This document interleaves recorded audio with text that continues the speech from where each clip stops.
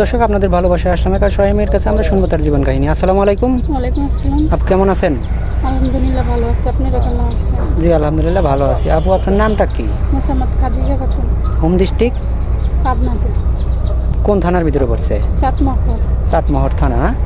ও আচ্ছা। আপু আপনার পরিবারে কে কে আছে? আমরা 3 বোন আর আমার আম্মা আছে। ও আপনার বাবা নেই? না, মারা গেছে ছোটবেলা। ও আচ্ছা, তাহলে আপনাদের পরিবারটা কিভাবে চলে? আমার আম্মা কাজ করে অন্যের বাড়িতে।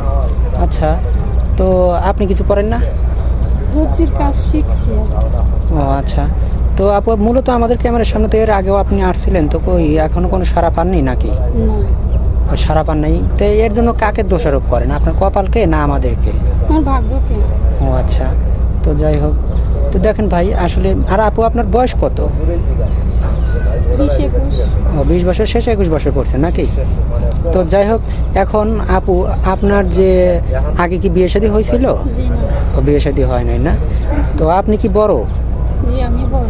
ও আচ্ছা, তো এখন আপনি যে আমাদের এই ক্যামেরার সামনে আসছেন মূলত কিসের জন্য? কোনো অর্থ সাহায্যের জন্য নাকি একটা জীবন সঙ্গীর জন্য? জীবন সঙ্গীর জন্য, যে ও আমাকে আচ্ছা, ভালোবাসে। তো কেমন জীবন সঙ্গী চান আপনি? বয়সটা কেমন হতে হবে? ধরেন অনেক ভাই আমাদেরকে ফোন করে দিয়ে থাকে। আপু আপনার কি ফোন আছে? জি না, আমার কোনো ফোন নেই। ও আচ্ছা, তো ধরেন অনেক প্রবাসী ভাই আমাদেরকে ফোন দিয়ে থাকে যে ভাই আমাকে একটা ভালো একটা মেয়ে দেন। তো এরকম বয়সটা বেশি হয়ে গেছে বা বউ আছে, বাচ্চা আছে, এরকম হলে কি আপনার চলবে? সমস্যা নাই, সে যে চালাইতে পারে আমি চলবে। ও আচ্ছা, যদি কোনো প্রবাসী ভাইয়ের ছেলে মেয়ে থেকে থাকে তার সাথে কখনো খারাপ ব্যবহার করবেন না? জি না। নিজের সন্তানের মতো দেখবেন? ও আচ্ছা, অনেক সুন্দর কথা বলছেন। পরবর্তীতে তো আবার ফের আপনি মনটা তো চেঞ্জ করবেন না যে আমার বাচ্চা না, একে আমি আমার মতো কেন দেখতে যাব? হয়তো বা তার ওয়াইফ অন্য ছেলের সাথে পরগে করে টাকা পয়সা নিয়ে চলে গেছে, তো আপনি তো আবার এরকম তাকে মার কষ্ট তো বুঝতে দিবেন না?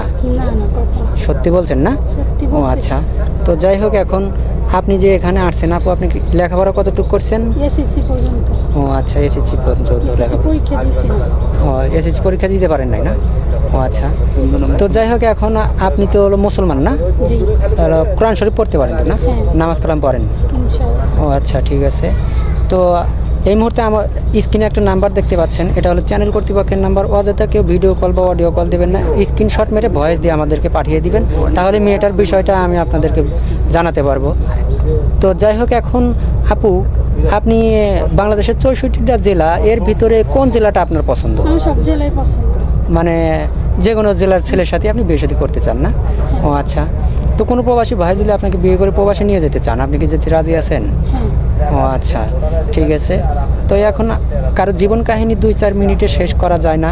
তো আপু আশা করি এই ভিডিওতে আপনি একটা ভালো একটা মানুষ পাবেন ইনশাল্লাহ, এতটুকু দোয়া করি। তো ভালো থাকবেন, সুস্থ থাকবেন, এই বলে শেষ করছি। আল্লাহ হাফেজ।